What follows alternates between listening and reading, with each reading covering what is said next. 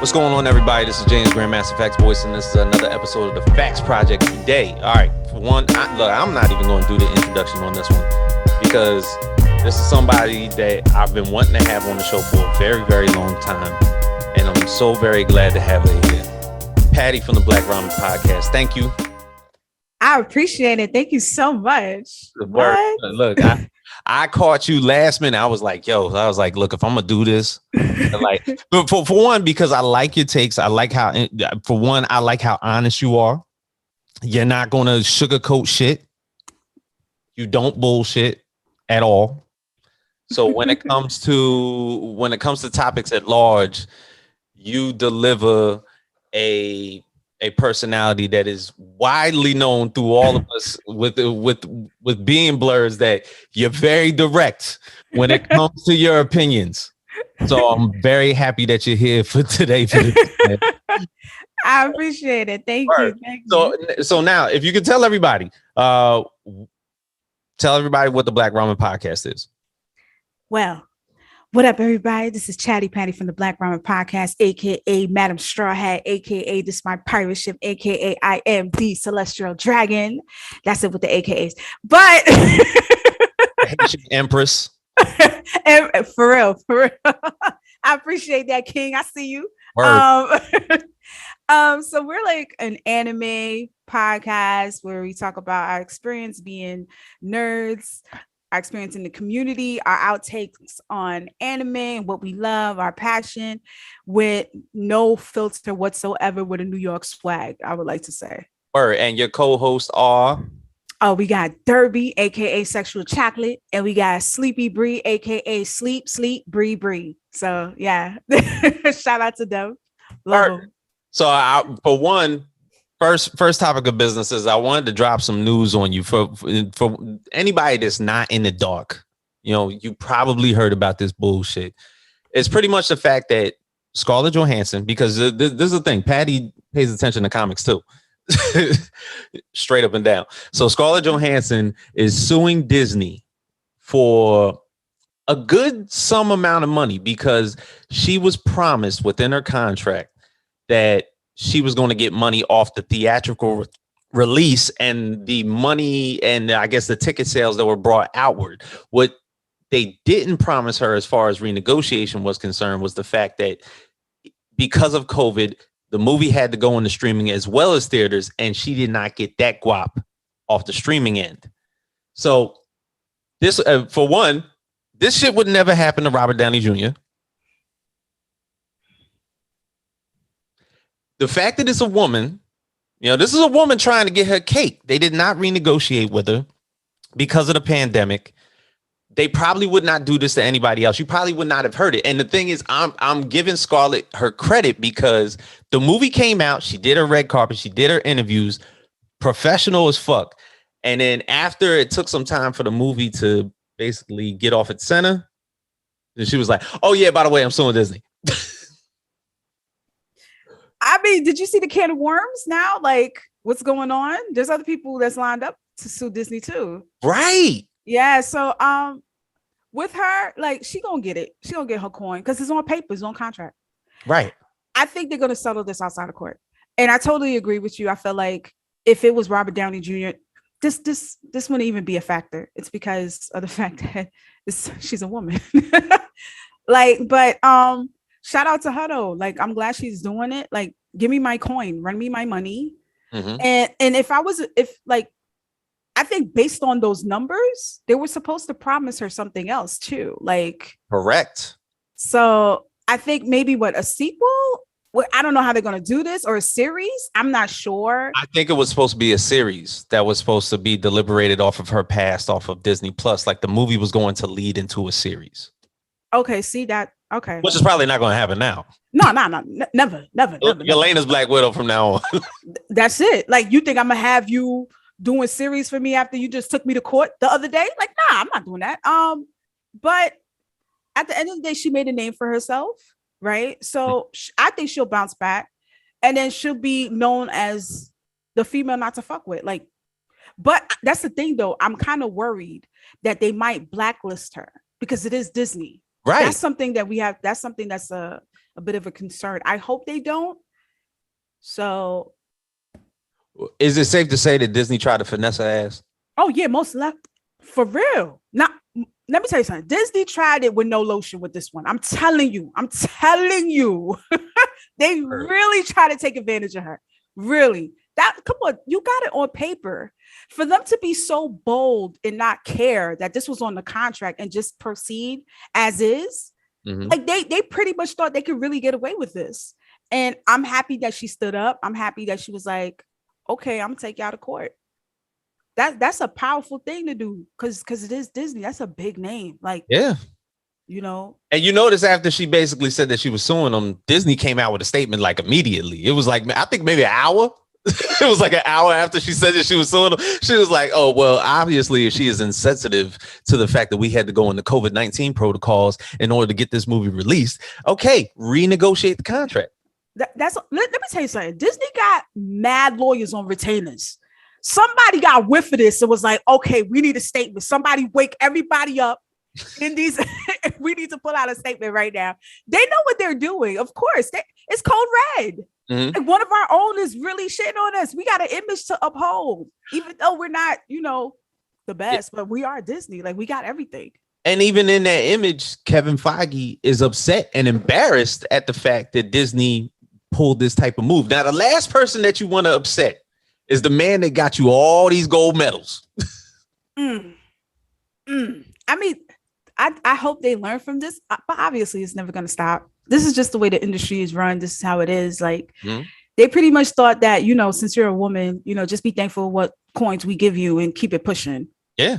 So I'm glad she knows her worth and she's moving forward. This is amazing. This will set an example for women everywhere to let them know that, hey, listen, don't take the short end of the stick. Know your worth. Yeah. And there's a lot of people, a lot of like naysayers that are pretty much saying, okay, well, $20 million that she received so far is a lot of money. She should be happy with what she got and just go home. No, you could respectfully. Nah, let me stop because I don't know if this is a children's show. Nah, I'm not going to. This ain't no show. This ain't Yo Gabba Gabba. Come on. They could respectfully kiss the blackest part of my ass, like on some real shit. Like, why would you say that? Why would you say that? She worked hard, training, all of that. She died for the soul, the Death Stone. Are you kidding me? For the Soul Stone. Yeah, the Soul Stone. That shit was so heartwarming. Like the flip, the reversal shit that she did when Hawk was gonna fall and she did that shit was fire. Like, but how many movies that she's done for Marvel? Like she's probably been in. She was in Iron Man 2. She started there. And then worked her way forward. She's been in all the Avengers movies. She's in every single one. Every single one. Almost every single one. She finally gets the opportunity to do her own solo movie, which was withheld from her for about like 2 years. The shit should have came out in 2019. Ben should have came out. Finally does. It's probably going to be the only movie that this happens to because it's the only Marvel movie that had to get released on Disney Plus because they wanted to move their calendar forward. It was like, okay, we got the rest of our movies for phase 4 going forward, and we wanted to get the calendar out as much as possible. Start this shit off with Black Widow. We got our hands tied. We're going to have to release this theatrically and put it out through streaming. There's a lot of red tape, so you should get all your P's and Q's in order so that everybody's happy, right? Because now Emma Stone, allegedly. Now Emma Stone is calling for Cruella. She wants her cake. You got Gerard Butler talking about, oh, well, he don't even work for Disney. He was like, my shit came out on streaming like 2 years ago. I want some of my money. And it's not like they don't have it. No, they have it. Just give them what they work. Matter of fact, don't screw them over. You had a contract. Just follow this will be a lot cheaper if y'all just did what y'all was supposed to do. Now y'all got to get lawyers. Not only that, y'all got to do ground control with social media, get everybody involved to make sure that y'all are painted in a picture where y'all not just thieves later on. Like it's crazy. Just pay what they are owed. These are great actors. To be honest with you, I can't see anybody playing Black Widow. Like that's her now. In my head, I feel like she's home and that's how she talks. Like I feel like that's her. So it's like she embodied this character. You cannot unsee her for what she is in the role that she played in this movie. Like Right. she was one of those that like the biggest sacrifice next to Iron Man was her. She's the only female role throughout all those movies. The only one. It went right over my head. I didn't even noticed that. I forgot. Pretty much. I mean, unless you get in the end game, and of course you had to include the Guardians of the Galaxy. They got a couple female supporting characters, but pretty much the majority of the female leads, it's all Scarlett Johansson. Right. Until maybe we got to Wakanda, and we got to see Okoye for the first time. But the thing is, it's been Scarlett all the way through. That's true. That's true. And people don't even know that, like, for maybe like a few years, she was the highest paid actress in Hollywood. And regardless of this fact, don't think that she don't know her business. I mean, there's a lot of people that don't like some of the things that maybe she has said in the past. But the thing is, like Ghost of the Shell. We're not gonna bring that up. Right. That whole deal. Yeah. Where she basically pointed out the fact that she could be anything she wants because she's an actress. Cool. Okay. But you're not Japanese. So it's based off an anime. Right. It's like, right. That you have no business. That's like Tom Cruise playing The Last Time. That still killed me. Exactly. The Last Time. But I feel like this is a big move. Hopefully it starts changing things for a lot of female actors. Mm-hmm. So I'm pretty sure they're going to settle this out. They can't afford to drag this out. Exactly. They cannot afford to drag this out. And the fact that now the head of creative at Marvel, Mr. Kevin Feige, is upset about this, you need to get right with God. Because the last person that you need to get on their bad side is that dude. That's the bread and butter right there. Mm-hmm. That is the all and all. Like it's him. Yeah. So I'm pretty sure, like, I give it another 42 hours before this thing cools down. Like, it's going to silence, and Scarlett's not going to talk about it no more. And you're just going to understand that she got paid. Yeah. The moment she's like, I don't want to talk about it anymore, but God is good. Oh no, that check is good, bitch. That check is good. That check, the calm, they just lean over like this on the interview, like, that one side. You already know she got the check. She already cashed it. The ink is dry on that check. She is good. She is good. She is good. But in other news, so Netflix put out a He-Man Masters of the Universe. Basically, it was called Masters of the Universe.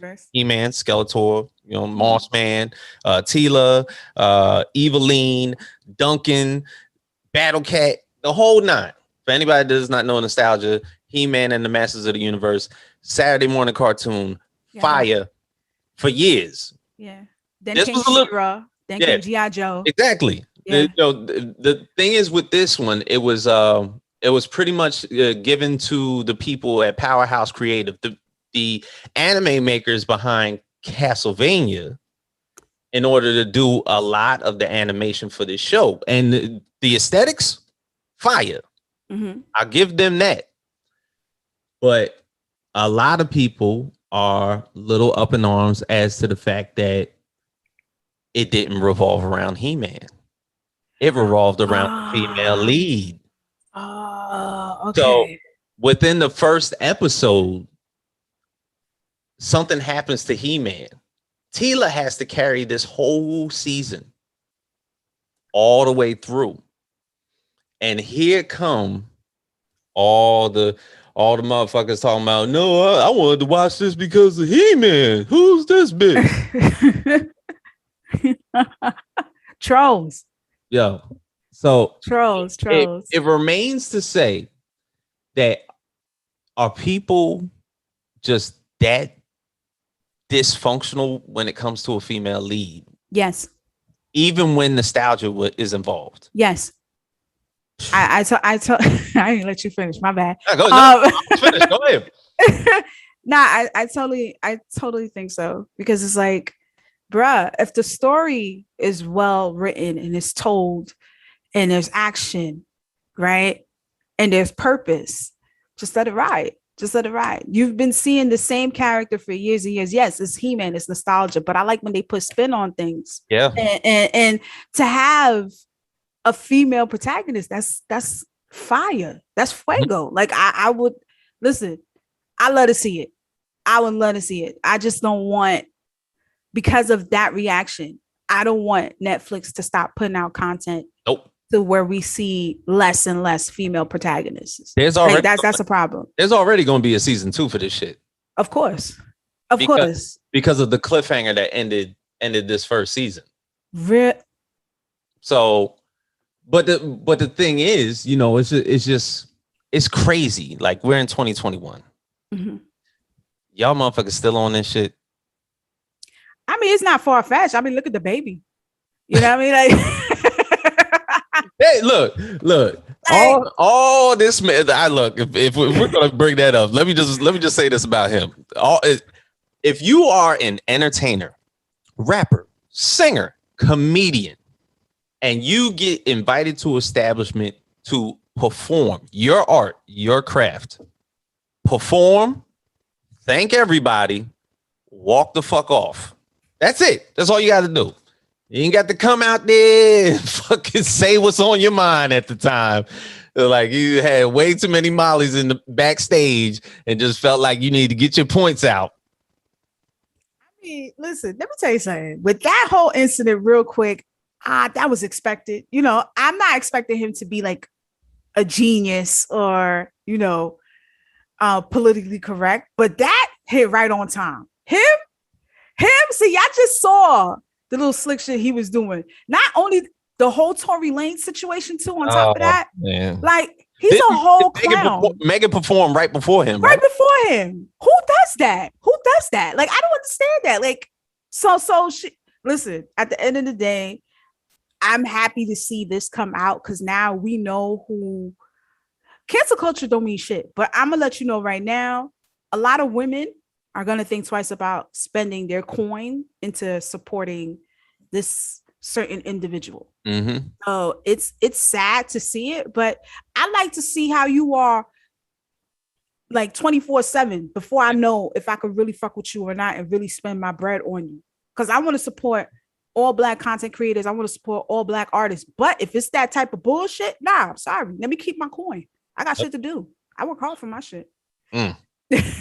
So yeah, it's wild. Like, people tend to forget that hip hop is a music medium where, regardless of what people feel, 70% of the audience is white. If you're a major hip hop artist, probably 70% of your audience is white. Mm-hmm.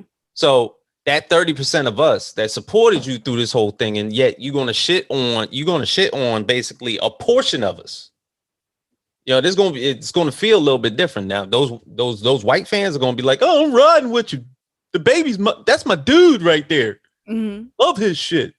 Right, but for a little bit, because when they stop seeing us, remember, we trendsetters. The reason you hot is because we made you hot. We may not be the biggest consumers, but we do set trends. This is true. So when the white folks don't see us doing all types of, you know, TikTok videos with your song on it or playing your shit in the club or whatever the case is, you think they still gonna be there? Hell no. Unless you like Kanye, that's a whole different type of fame. I still can't understand that. But still, I'm not trying to. Kanye. Anyway, I just feel like when you get to a situation like that, you need to take a big slice of humble pie and just chill, because the way you got it, if you don't support the ones that got you there, as far as like the people that really love, the people that really bump your music because they fuck with you, mm-hmm. You're not gonna be there for long. Because remember, those white folks, they dance to you because we was dancing to you first. Mm-hmm. So that's it. All right. Now, to continue on. All right. So in the past 2 weeks, there have been two exclusive blur-driven Comic-Cons that have happened in the past 2 weeks. 2 weeks ago, it was BlurCon over in DC, Virginia area, DMV. And that went off. The next week, we had DreamCon down in Arlington, Texas. Mm-hmm. Hope to go one day. But, hey, look, hope to go. That's a long way down. Look, it was. I felt I getting tired of looking at the pictures, and I'm seeing all my people, and I'm like, And I'm feel FOMO. you. I'm getting FOMO like a motherfucker. I'm like, oh man, you know what? But the controversy basically around BlurredCon, of course, with the cosplay contest, has stirred up this conversation about if you're going to be inclusive towards the blurred community, you have to be inclusive towards the blurred community only. Now, the door is always open. Like my pastor used to say, the doors of the church are always open. Let he who come shall be received. And all that other, all that other good shit. You can come, not a problem. You can come around, see the little sights and everything, but and it's crazy because my last podcast, I actually had the CEO and founder of BlurredCon, Hilton George, on the show, basically to promote BlurredCon. And all this shit got kicked off. He had to do, of course, rebuttal videos and everything that had happened around there. So it just led to this discussion of inclusivity amongst the blurred community. If you're going to do it, do it. You know, it's like, but when, you know, non-POC people happen to be at your event, you don't have to kowtow and start like fucking doing the shuck and jiving in order to, you know, build up your audience. It's called BlurredCon for a reason.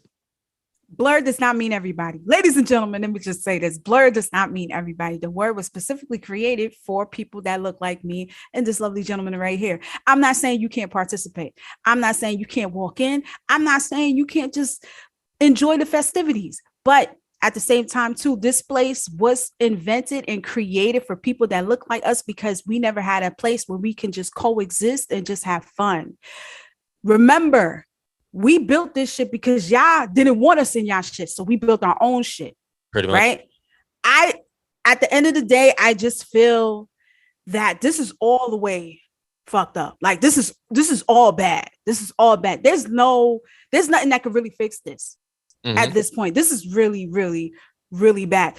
How in the mayonnaise did we get a white girl to represent BlurredCon? Because after this win, she represents BlurredCon for a whole year. Even if she gave up the title, continue. Like, I'm not happy for that. Like, you shouldn't even been competing. Your friend set you up. It was a joke. Her friend set her up. Like, why? And like, and I saw the other contestants. Oh, I saw the other ones too. How, Sway? How? Like, I don't understand that. Like, you know what? I'm gonna just let that be. I just feel like if you want to call it BlurredCon, just understand what that holds, what that entails. Like, you're making a safe place for people like us to enjoy what we love doing, especially how Black people who cosplay get shitted on the worst. We finally, COVID happened. Everybody was hyped to come to this event. This was like the first big con that everybody in TikTok were like, yo, guess what? I'm gonna meet my shorty in the BlurredCon. We was chatting it up. This is what's going on behind the scenes. And you see pictures of people like everybody came together. They was waiting for this. What they weren't waiting for was that hot mess. Yeah. That hot mess. And the rules, the regulations, I was just like, yo, bro, really? Really? Yo, let me tell you something. They would have had to kick me out. They would have had to kick me out. I'm not even gonna hold you. They would have had to call all security because I'd be like, oh, hell no, this is about that book. Yo, like it would have been very awkward for anybody that was around my circumference, because this was not gonna happen without somebody saying something. And it had to be me. I'm from New York. It would have been down. I can imagine when the winner was announced, how uncomfortable it got in that room. Who told her to get up there? Like how I want to know how her face was when she picked the award, when she looked at all them all the Black people just looking at her, like people in front of her, like with the gas face, like what, we supposed to clap, nigga? You think we supposed to clap for you, huh? Get your ass off the stage. Word. Let me speak to somebody real quick. Yo, I'm gonna be a Karen for a moment. Where the manager at, nigga? Where the What's the carrot thing? They get the phone and shit. Nah, like I'm pretty sure you know that Coming to America scene where Sexual Chocolate is playing and nobody clapped. That's exactly he just walked off. That's exactly what happened. That's exactly what happened. I don't understand. And the fact that you have like a rebuttal from one of the judges downplaying another contestant just to justify that is a problem. That a black trans woman at that. I was like, this is the diverse of the diverse. And you over here giving excuses after excuses as to why y'all picked her. We saw the rest of the contestants. We're just saying that your opinion is completely skewed. It just like, let me tell you this. It just, a situation like this, and I'm totally serious. A situation like this just lets us know that no matter how good a Black female cosplayer is and how great and talented she may be, she will always come second place to a mediocre white woman. And that's just terrible. That's just terrible. I mean, you see I have reason to say this. You see the other contestants and you see her.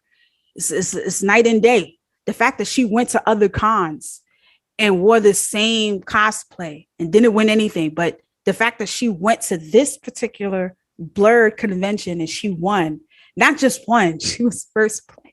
First place. I'm still trying to listen. At the end of the day, I'm glad that everybody had fun. Yeah. I'm glad that all my Black nerds and my POCs were able to get together after this pandemic and were able to just be safe and vibe out and just enjoy each other's company and presence during a time where it's unsure. Yeah. So I'm happy for that aspect.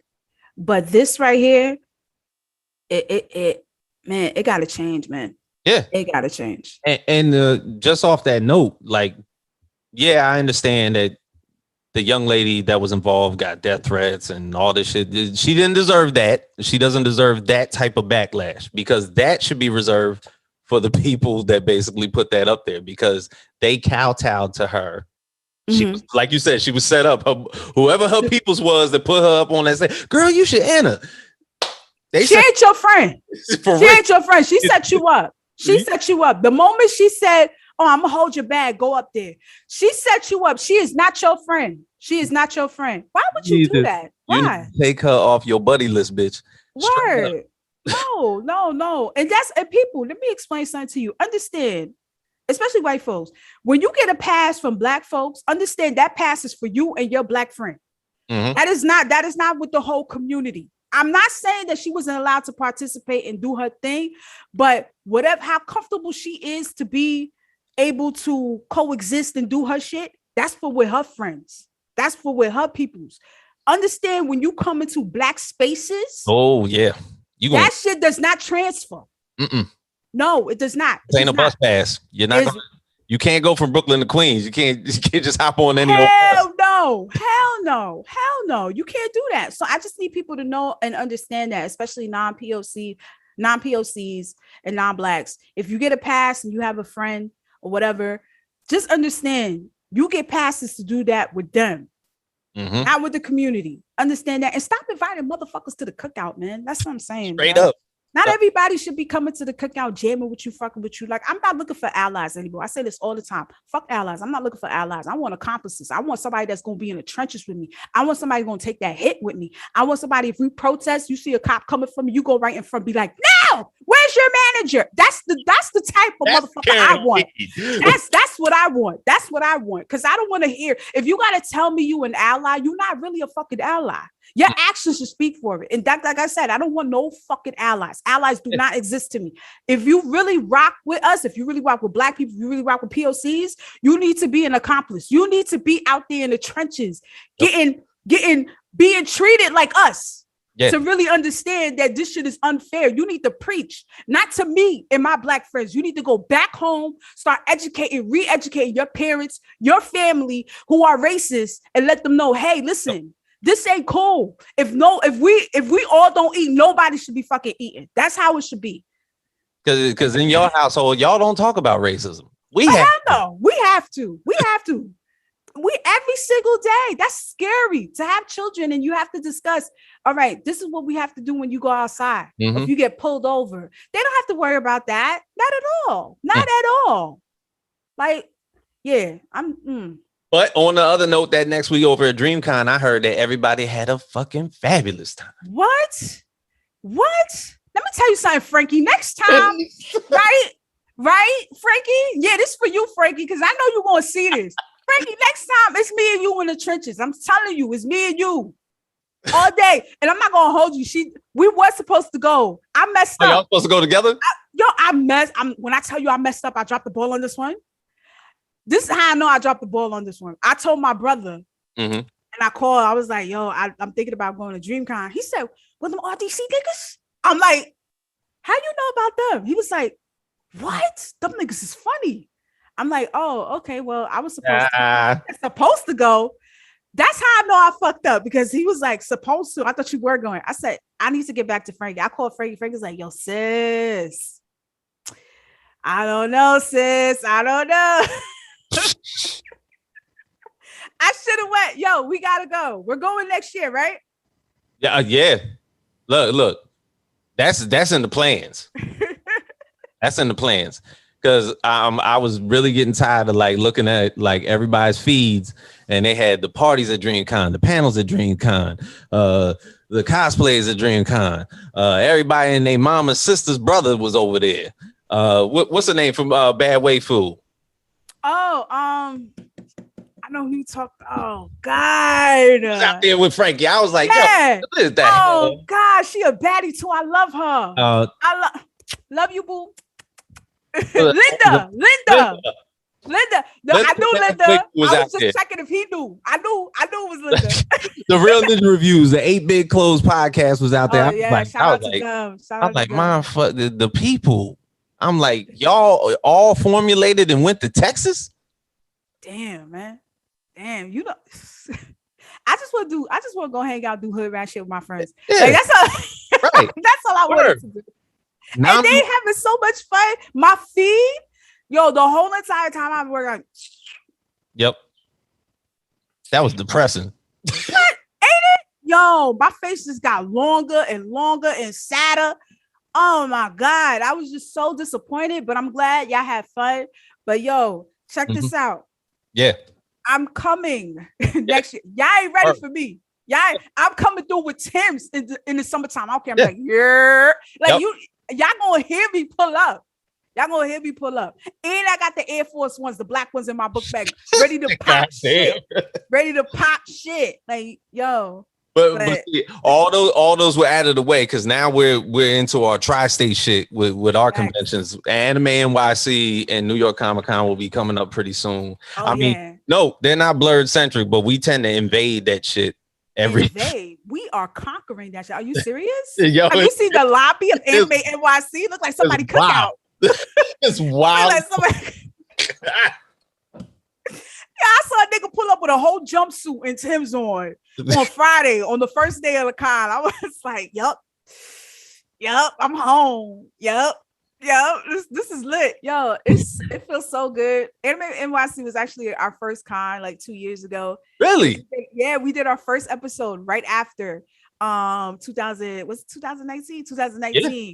So can you imagine? Like, I had no product, no episode. All I had was a logo. So I'm sitting there pushing any cosplay I could get. I'm like, yo, listen, you should follow my podcast. It's like, where your episode? I was like, listen. Don't worry about that. Follow. And then when the episode come out, you get a notification. We let you know. He said, wait, this one nigga tried to play me. He was like, yo, you ain't got no episodes. You got a podcast? That don't even make sense. How you a podcast? I said, first of all, like I really had to struggle. Why you trying to disrupt my shine, son? You know, word. Crazy. So wait, y'all banded together right after that convention. Look, y'all just found a microphone. It was like 3 niggas, 1 mic. I'm gonna hop off. You hop on. No, actually, we did. We had a pretty good set, so we planned everything. So what we was gonna do, our first episode was like a recap of Anime NYC. So we had mics, we had a mixer. Shout out to Control Freak because he came through and helped us set up with the equipment, and then we just sat there and we were tired, yo. We went to after party, yo. We recorded on Sunday, Sunday. We went to like 3 after parties afterwards. Oh my God. Shout out to Sonic Boombox. They got the best after party. Yeah, they do. Yes, they do. They got the best after party. Yo, when I tell you I was so hungover, and then we had to meet up at Derby's crib. When I tell you we was like falling asleep. So all that energy you felt when we was recording our first episode, that was cap.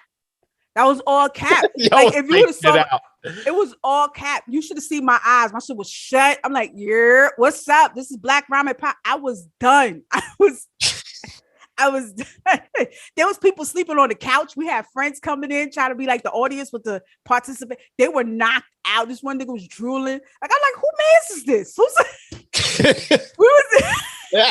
It was yo, the con was amazing. Our first episode was amazing. It was just, I don't think I'm gonna do that again though. Like to record after a con party in 3 days, 2 days straight. Nah. I wish somebody would have told me that, but everybody was like, yeah, you should do it. Nobody told me that. Nah, bitch, you running on E. Nah, I sat there, was like, yeah, it's nothing. I'm gonna get up, take a shower, drink some coffee. We good. Bruh. You know how long the mic test, like the testing the mics, it took like an hour just to because I was like, hello, like my shit wasn't coming through. It took 30 minutes to realize my shit wasn't plugged in. Like that's why I couldn't hear myself. Oh my God, man. I was trash. Now I got a broadcast. Look, same deal. I see you. This is my shit. Light Flex brought to you by James. Yeah, exactly. You know what I'm saying? But 2 years later, I mean, y'all are like a go-to as far as like Black Otaku podcast. The anime community loves you and everything like that. Y'all been doing y'all motherfucking thing. We've been trying, bro. We've been really trying. And we're trying to put out content. And it's a sacrifice of spending hours and hours watching anime to make sure you guys definitely get just what you need to spend your time on. It's countless work. And we at Black Ramen appreciate that work. You like that segue? You like that segue? Because the one thing about anime is that it's a lot of motherfucking content. Oh yeah. There's like One Piece mangas as opposed to One Piece animes are like, that's a lot of fucking library. Yeah, but it's beautiful though. It's beautiful. It's lit. Praise Oda, ladies and gentlemen. That dude is amazing. I think if I didn't get into One Piece, I would never knew what true anime and manga was, because that story building is crazy. Yeah, it's like the same. Like this is what had me fall in love with Marvel so much. It's because of the world building. It was so vast, and then you got different dimensions. Like what? But that one thing that fucked me up when it came to Marvel, when it came to like the X-Men, when it came to time travel. Yes. And then when they do their thing and it resets everything, that pisses me off. Like this is one story where Rogue actually gets with Magneto. Okay. Right? They have a son together. I think it's Age of Apocalypse. Yes. That's one of my favorite arcs. That shit is fire. Shorty bad. She ready to kill whatever's walking like for her man. Like what? Say less. And then when everything is set the tone, it's like it never happened. Yeah. I was like, yo, she deserves love, bruh. It's crazy. It's crazy that you said that, because there's this thing in comic books called, of course, retconning. Yeah. Where basically if you're finished the entire run, we have to reset some shit in order to start the series over again. So what they're trying to do now with the comic movies and the series that are happening, Marvel exclusively, like with this Loki series. So it's like, and did you watch the Loki series? No, I haven't. Not yet. Okay. Not yet. I'm gonna get on it. Okay. No, go ahead. I'll just say this. They had to find a specific character within the Marvel universe that has the ability to say, well, the only reason that all this shit happened for the past 10, 15 years, the MCU, was because I made it so. I paved the road. So they have a character, of course, called Kang the Conqueror, who is a time manipulator Basically he's a time bandit, but the thing is he's a very disastrous villain, and he's extremely smart, and he controls time in his own ways. And he's a fake ass Bishop and Forge. Okay, got you. But he has variants of himself all over the place. So it may not be him, but it's him somewhere else in time. And then you may be 2 years from now, you might meet somebody. It was him that entire time. Or over here, like in another movie or something like that. You may have met this person before. That was him. He's been constructing and orchestrating everything. Wow. They're like, the only reason that Tony Stark died is because I wrote this up. The only reason that Thanos got those Infinity Stones was because I wrote this up. I thought it would be a real good story. So I made it.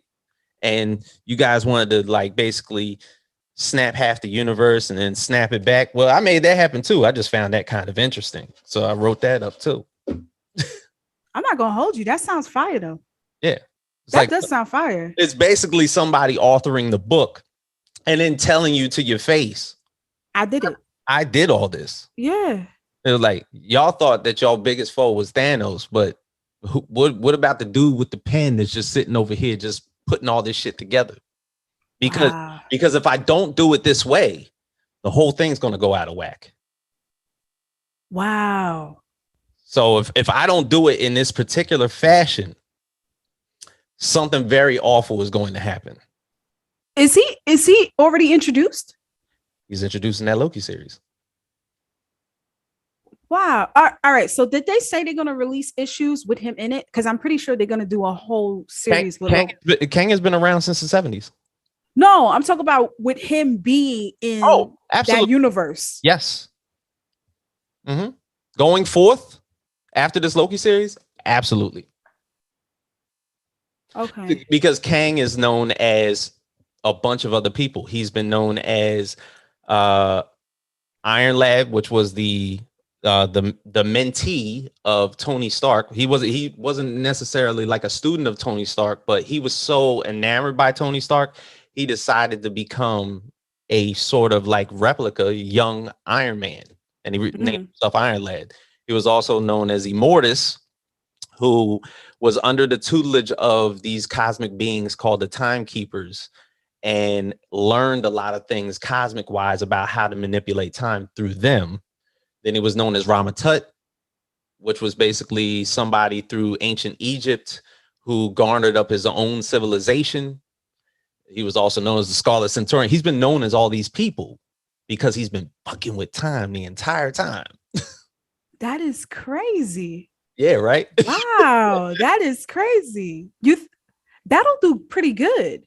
That will do pretty good. Because me personally, I just don't like the remakes of the comics based off the movies. I always thought the origin stories were better that came from the graphic novels and the comics. Well, now this right here, I fucks with it. Well, now that the multiverse is at play, because everybody has that thing where, you're going to see 3 Spider-Men in this next movie.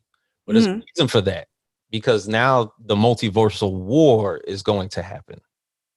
So you might see multiples of not only Spider-Men, but of other characters. Yeah. With the Spider-Man when he's like, you. Everybody was like, you. Yeah. Yo, that'll be dope. Because I have my concerns. I really had my concerns. Because like I said, Marvel said I fuck with a lot. Yeah. And I felt like they weren't doing these characters justice, especially when I found out who was going to be playing Gambit. And I mean, I was concerned. I was like, bro, y'all just don't care. Y'all just putting out content just to put it out. But I feel like now they're doing their homework. They probably got a whole different, like, even with this, we might not even see mutants for the next like 3 or 4 years. Like they're saying they're not even there yet. I'll wait. That's fine. If I could watch One Piece and read One Piece, I'll wait. Like, y'all got it. As long as it's worth the wait, as long as it does well. Like, as long as the story does well, that's fine. Now, what I won't wait for is the DC movies. Like, y'all need to do better. Like, y'all need to have the people that y'all have in the animated movies and the animated series get on staff with the people that's doing the movies. Just switch. Watch magic happen. And I get it. Budget, levels totally different. But y'all need somebody to really go in on these stories because y'all just shortchange. It's like somebody just say, yo, just make sure the costume is fly, make sure they wig is on right, and that's it. Like, I just wanted so much more. That last Wonder Woman, when I tell you that shit was God. Stop. That shit was toilet, that shit was doodle. Like, I don't know what happened. The only shit that was fire was towards the end where they had the original Wonder Woman just walk out. That's it. My father used to talk and everything. That was my father used to talk about this shorty. Mm-hmm. My father had VHS with this shorty. Like, and then my father would continue to tell me stories about the episode while my mom's there. Like, my mom just chilling. I'm like, Mom, you don't feel no type of way? Mm-hmm. It's Wonder Woman. I don't know. I'm like, she already knows. So that was the only highlight. I wanted more, but hopefully, I loved it. Linda Carter, that's my baddie, and she still look good. Still look good. What with that poncho? That shit was flowing. Come on, what's that sway? That shit was nice. I was like, oh, look at you. A light flex brought to you by Linda Carter. So I asked, what is in store for the Black Ramen Podcast going forth in the future? Well, we're trying to put out more content. We actually have merch, ladies and gentlemen. We have merch. We are now, huh? I saw the pins that you guys were like drawing up and everything. Yeah, it's official. So now we on Redbubble. So all you have to do is go into Redbubble, search bar, put Black Ramen Drip, space Black Ramen Drip. Definitely get that. We got shirts, we got pins, we got mugs. Next time you see a requirement, I'm sipping on coffee like, hey. Hey, I'm a coffee drinker. There it is. But it's not really coffee. It's that thing. You know what I mean? Okay. Yeah. That thing. When you go on the talk shows, they'll be like, oh, yeah, this the water? And they're like, this shit. That ain't water. That's pure tequila, baby. That's straight yak. That's that yak. Acting up. Facts. But we're trying to put out more content. We're trying to come out to these cons. We're trying to put out more stuff onto the Patreon. And that's about it. We're trying to be like roaches, man. We're trying to be like everywhere. Look, I got an idea for y'all. And it only because, and it look, this is near and dear to me. It's because the anime that you grew up on is totally different than the anime I grew up on. So I always thought, if it was possible, that a young troop of great, anime lovers reviewed some of the old shit. Ooh. So get your people in the house to watch Akira. Get your people in the house to go watch Fist of the North Star. I saw you. You know that's my shit. I know you picked up the manga. Yes. I saw you picked up the manga because I was like, yes. That was the greatest fucking manga anime series ever made. That was my first anime, actually. Really? First, yeah. Fist of the North Star was my first anime. Jinro the Wolf Brigade. Ooh, you spitting names, okay? Which is probably my favorite anime of all time. Okay. Tell them to go get Ninja Scroll. Ninja Scroll was amazing. The artwork amazing. But have your people seen Ninja Scroll? Oh yeah, they've seen. They listen. My people's old as shit. They they seen the shit. They've seen it. It's just that we don't talk about it so much because I feel like with the art styles and what Mappa's doing, I don't want people to be like, this is not like man. Look, introduce your audience to the OG shit. Straight up. You know what? I'm still in this. Yes, I'll do that. I'll do that. Because there were some amazing titles. There was Claymore, Flame of Recca. Oh man, God, Fist of the North Star. When I tell you Fist of the North Star was a game changer for me. That was the first anime and manga series that I saw adapted into live action. They did a live action. I didn't even know they did a live action. Wait, how did it look? Okay. Wait. This is the thing. It was like 1994, 95. And the thing is, the characters are all set. It wasn't no movie. It wasn't a movie that was sent to theaters. It was a B movie because people didn't know the storyline. So like this I story came out and it was Fist of the North Star, had all the action in it. Mm-hmm. Probably the lead actor in it, I forget homeboy's name, but he's not a martial arts star. So he ain't doing none of his stunts. No, but you see the moves happen. You just don't see his face. You see all you. Okay, yeah. From up here, and you see all the fucking moves happen and everything, and the like with the fucking face. Mayo, Shindu. This is hard, yo. Did he have the eyebrows? That's what I want to know. Did he have the eyebrows? He looks just like him. He does. Stop playing. You serious? Yeah. I gotta Google this. Are you serious? He looks just like him, straight up. Like bruh. That. I'm telling you, I watched it, and the thing is, like, I was mad young. I think I was maybe like 13, and damn, 19. I'm tripping. 1980. Damn, was it that long ago? Wow. 1986? Wow. No way. It was not 1986. I mean, Fist of the North Star was an anime that came out a while ago. No, it's one of the goats. The anime came out in 1986. The live action one, oof. Yeah, 93. 93. Okay, you said 94. So that's you're not that far off. Okay. Same year Wu-Tang came out. Same year Atlantic came out. All right. But yeah, Clan ain't nothing to fuck with. Go ahead. Word. So I mean, that's my suggestion. I put my suggestion in the suggestion box. Introduce the OGs to your audience. You know what? That's what I'm gonna do. So we have a thing called Ask Black Ramen. So since you just said that, I will definitely put this on our next episode because it sounds very interesting. Let's see what happens. Mm-hmm. Because they don't make stories like that no more. No. Golden Boy, they do not make stories like that anymore. That is fire. Okay, I'll do it. I'll see what happens. But if anybody could play, I'll be like, listen, it wasn't me, it was James. Yeah, he told me this. Hey, look, the rest of the cast don't know me, so you know what I'm saying. Just tell them, like, look, I'm saying it. Allegedly, they know you. I'm saying it with love, straight up. You say it with love. All right, fine. But that sounds like an awesome idea. I really can't wait to talk to the guys and let them know about this. This is awesome. This is good. OG, because I need some older OGs to understand where I'm coming from, because I'm tired of talking to and like I literally have conversations on the podcast and I'll get comments on YouTube like what are you guys talking about? What is this? And I'm like, damn, I forget I'm a whole different generation from these folks. Yeah. And so yeah. But I mean, I love the love that I'm getting from the Gen Zers and the millennials. But I need to listen. If your knees is cracking, you my people. If your knees crack, you my people. My knees crack every morning. Every morning. Let's get the day started. Hopefully the show that's going to get me back into anime.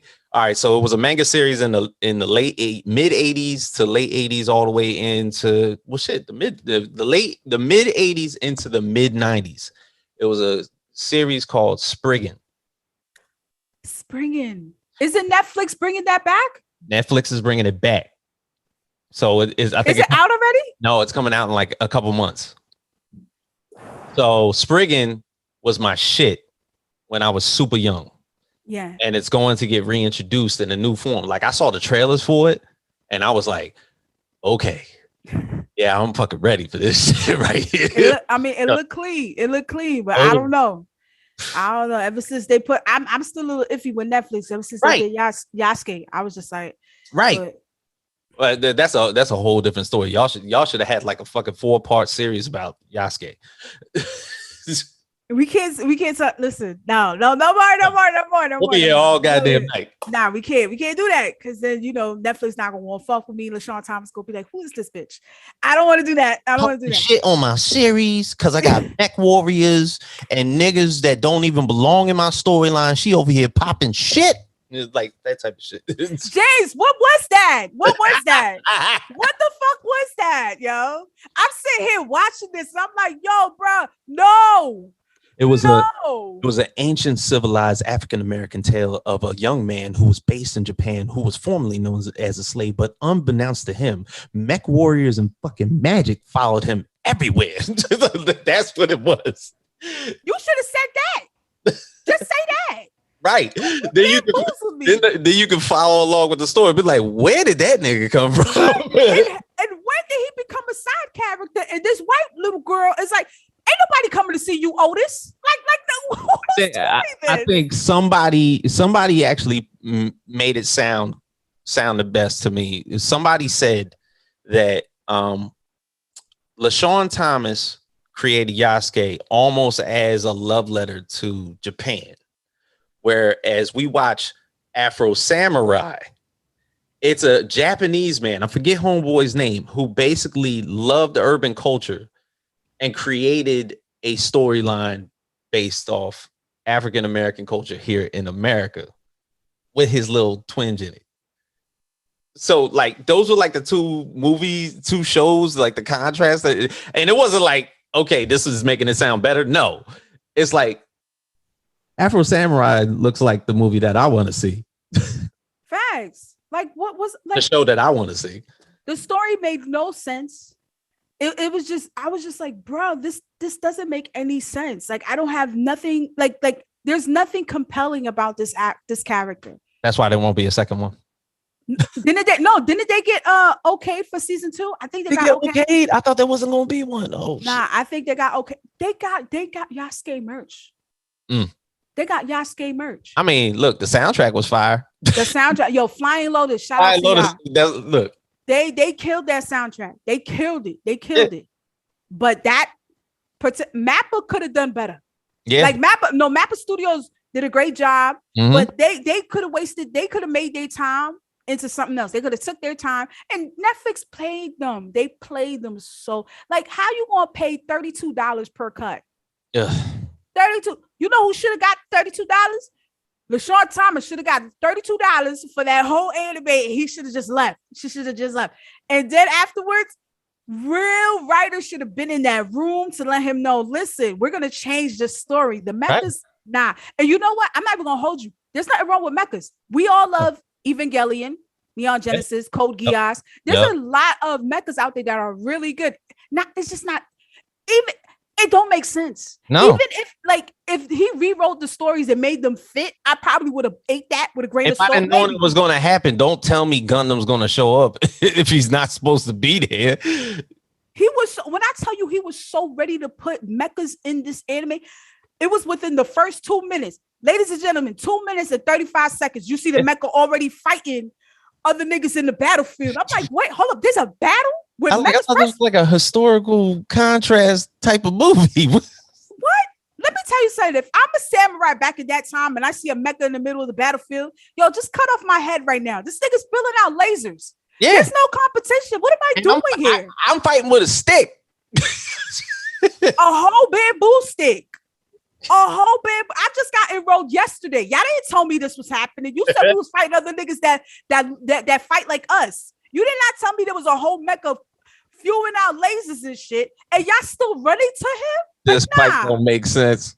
No, it don't. It really don't. Like, who's doing that? I'm like, you know what? All right, I'm giving him the benefit of the doubt because at the end of the day, LaShawn Thomas is doing some things. Is doing things that we don't get to see often in the Black community. So shout out to him. I really do. I really do fuck with him. It's just Cannon Busters. Yo, I'm riding for him. I want him to succeed. You know, Cannon Busters was a watch. It was okay. Yeah, exactly. So he's had 2 attempts. Yeah, and they still keep giving it to him. I'm like, bruh. The amount of people that I want to see win. Yo, Netflix, listen, Concrete Comics. Shout them out. Get to Concrete Comics. Their stories is fire. And keep them in the office. Keep them in the studios. Keep them in the main fucking executive tables when it's time to make decisions when the stories. I don't like that when studios they pay for the publishing, they take the story and they change it from the original piece. That's trash. I be tight. I'm like, that's not what happened. Well, you know, to his benefit, he probably got up to Netflix offices, and then somebody was up there and was like, you know what, this is dry doing this whole historical perspective. We got to throw something in here that's going to like pop. Something, you know, one of them white boys in their fucking executive office fucked with him and was like, mech warriors, wizards, throw it all in there. I don't buy that. He get too hard when mechas come out because he let us know on Cannon Busters what that car. And like nah. That was all him. He better eat that. That's all him. Ain't nobody told him to do. Ain't nobody put a bug in his ear. He couldn't wait. I think the first character design there was a mecha all over that first spreadsheet. Oh my god! All over that first spreadsheet. True. Nah, I just want to see more content, and I feel like I don't want people to think that I'm bashing. No, you know, and it's not. I feel like want you to succeed. We do because I want to see more of it. We don't really get a lot of Black animes like that, and I want to see it done well. Because if I have to see another Black character with them lips, them racist, Mr. Popo lips, the Popo lips. Yeah, I can't do that anymore. I can't. No. I can't. So, that's what I wanted to ask you real quick. What's that? How do you feel about Superman? With wow, really? What with Michael B. Jordan? Yeah. All right, so it's been like in like some weird ass secret, but it was like everybody knew. So I remember seeing that picture go out with Michael B. Jordan, of course, in the Superman uniform. And then everybody was like, yo, this is fire. This needs to get done. Da, da, da, da. And then all of a sudden, a year passes. And then Ta-Nehisi Coates is going to write the next Superman flick. So then I think I made a video about it. I was like, well, we don't know if it's going to be a Black Clark Kent, but we know if it is going to be a Black Clark Kent, everybody's going to be up in arms. Because DC Comics already has Black Superman. There's Val Zod from Earth 2, which basically probably is who Michael B. Jordan is going to portray. You have Calvin Ellis, which is President Superman, which is kind of like a variant of Superman 2. And then you have John Henry Irons playing Steel. So you have three Supermen that they basically could portray. But they're saying J.J. Abrams is going to go towards this Black Clark Kent storyline. And I'm like, okay, why? And it doesn't make sense. So then the next news starts to happen where Michael B. Jordan is going to do a separate series based on Val Zod. Now that is intriguing. Ta-Nehisi Coates is a literary giant. He's done Black Panther. He's done Captain America. And now they're getting him to write Superman, but he's going to write the screenplay for this. I really hope it's not a Clark Kent story. We already seen that story. We've seen that story plenty of times. We know how that shit ends. We even know how Jonathan Kent dies. We know how the dog dies. We understand who Martha is. You know, don't get too far-fetched with it. Don't give me an origin story that I've seen time and time again. That's why I always said with the Fantastic Four, do not give me that same origin story. I know how they become who they are. Yeah, I'm tired of it. Yeah, so it's like, you have to give me an entirely new story, possibly with a new character, and then I might be able to ride with it. Right. I mean, this is where I feel like writers get lazy when it comes to creating Black characters. They rather just take the white characters, the white superheroes, and just blackface them. That's it. Right. And that's terrible because we just so fucking phenomenal. Like we just give us a chance. We'll matter of fact, we're not asking to give us a chance. We're just doing it. Fuck it.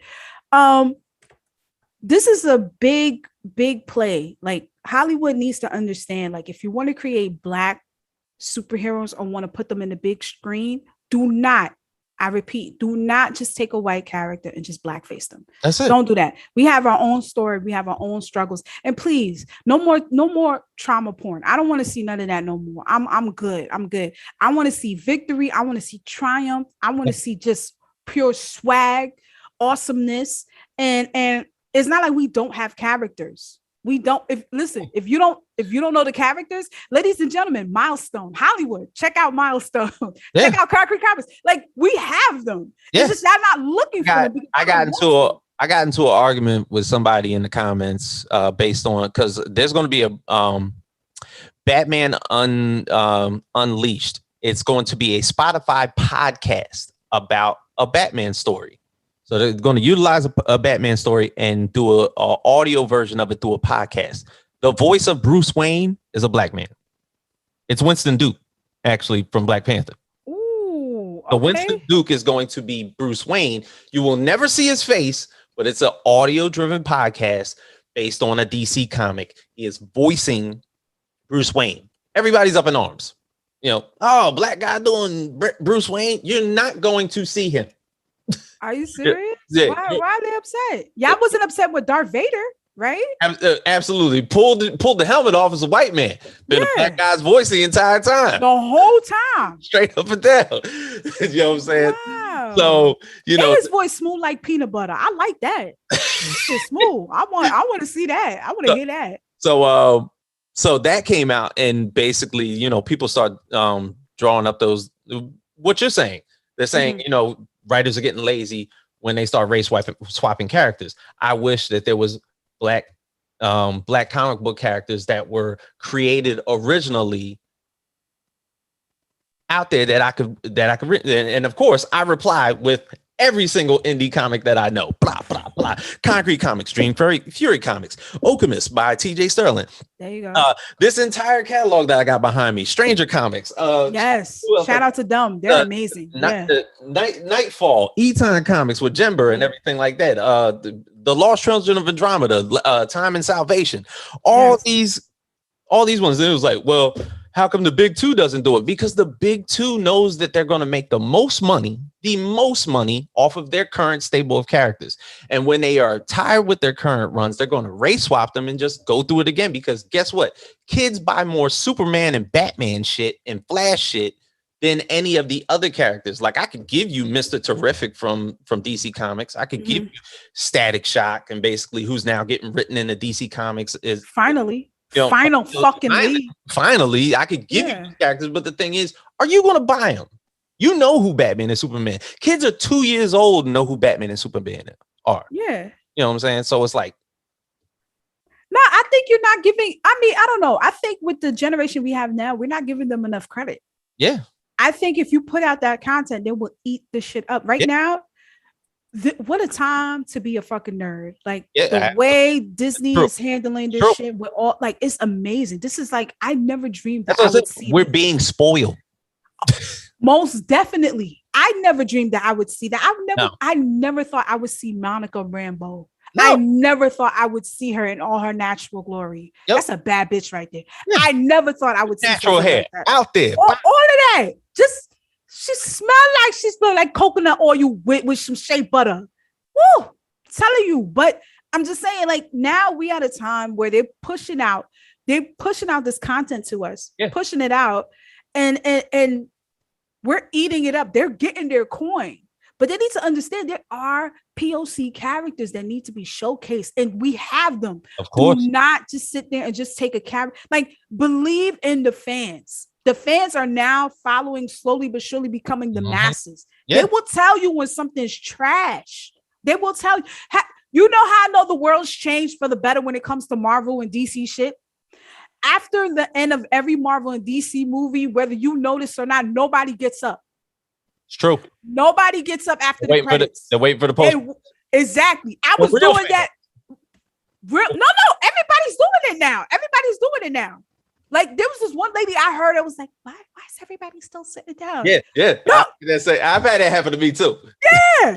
I was like, bitch, that's not even the real movie. This is the movie. This is what we came here for. Like, are you kidding me? This is how you know the industry has gotten us. And now they need to supply. We made a demand. True. Let's bring it out. And there's so many great characters. Listen, I sat there and looked up so many Black characters that Marvel has put out that they don't, because they're all side characters, of course. Yeah. But if you were to dip into them, oh my God, their stories are phenomenal. Like, you would, and then top it off, just because they're side characters means that you could play with them more. Yes. So you can actually build and shape the type of world you want them to come from, and their struggle and their goals and their triumphs. Like, they're just being lazy. You could introduce us to a cat. Like, you thought I was going to really sit there and watch Jessica Jones? That first season was amazing, though. I gave it a try. That shit was, I was like, what? What's his name? Kilgrave? Oh my God, the greatest villain I've ever seen in the show. True. Are you kidding me? That nigga was in denial for like the whole, it's like, what? You didn't love me. What? I let you breathe. I thought, like, It's amazing. You could play with this, but I feel like writers are now being fucking lazy. Yeah. They just like, yo, we just want to push it out there because they're gonna come. Mm-hmm. And that's true. We are gonna come. As much shit as I talk that I hate the fucking Endgame and shit because of the fact, well, that whole shit, I didn't really hate it. It's just that I wanted to see Adam Warlock and I didn't get to see him. But at the end of the day, I'm gonna leave it and Lady Death. But I'm gonna let that go. Easter egg at Guardians of the too. That was Easter egg. That was a teaser. Teaser. I thought he was coming out. I thought he was gonna come out. I thought he was, and then top it up. Remember, he split into two. He split into a shorty and a black. That was a black dude. You saw the front, the old image. Magus. Oh. Yeah. Man. Oh well. Anyway, we are out here. Just give us the supply. Just give us the supply because there's a demand for it, especially now where we have POCs and blurs coming out really saying that, yo, we fucks with this shit. This is now becoming pop culture. There's no reason why you still feeding us these same white superheroes. And now you think you finessing us by just, let's just put a little light skin in it and put a little curl in his hair. And it's like, matter of fact, let's do this. And then it'll cater to all the POCs and hey, yeah, we like the black folks. No, give me Milestone again.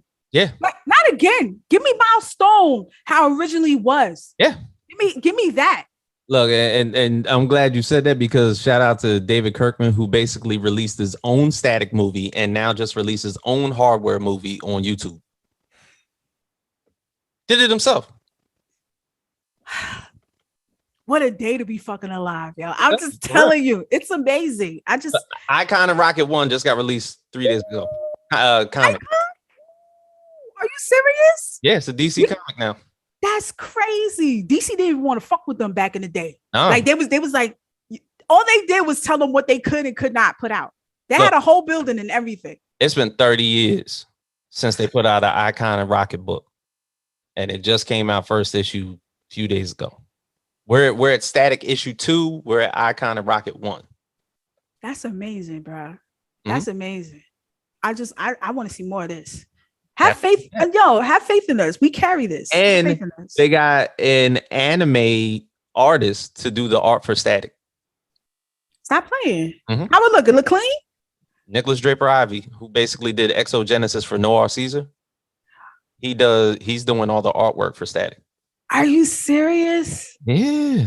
That's amazing, bruh. That is so see. Look at God, ladies and gentlemen. That is awesome. That is awesome. I love to hear news like that, bro. That means I just want to see more of it. I want to see more of it. And you will.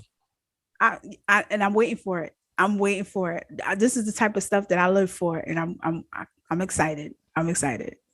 Well, Patty, tell everybody where they can find your podcast and how they can reach you if they want to see any episodes of Black Ramen Podcast. I'm glad you asked, James. You can no, you set me up for that. You act like I wasn't going to. Ladies and gentlemen, Black Ramen Podcast is on YouTube. We do have a YouTube channel called Black Ramen Podcast. We are on Spotify, Black Ramen Podcast. We are on Apple. Yes, Apple. Black Ramen Podcast. Follow us on Instagram, Black Ramen _podcast. We do have a Twitter. Follow us on Twitter. We got a Twitch, so y'all can see me try to play Apex. I'm not saying I'm the best, but I get a kill every now and then. Nah, I'm lying too. I'm trying, guys. I'm trying. But my commentary is hilarious, so I'm not gonna hold you. But thank you for having me on the show. Thank you for all the support. I appreciate you. And for everybody that's listening, don't forget to check out our merch at Redbubble. So you can, our logo's pretty fire. So it is because it is the Black Ramen Podcast. It's literally got the girl eating, having her ramen for the day. Very. Shout out to Steve. Thank you, Steve. SND 1129. He made the logo, and thank you. So for everybody here at the Facts Project and for Patty and the Black Ramen Podcast, thank you everybody for joining me here. We are out.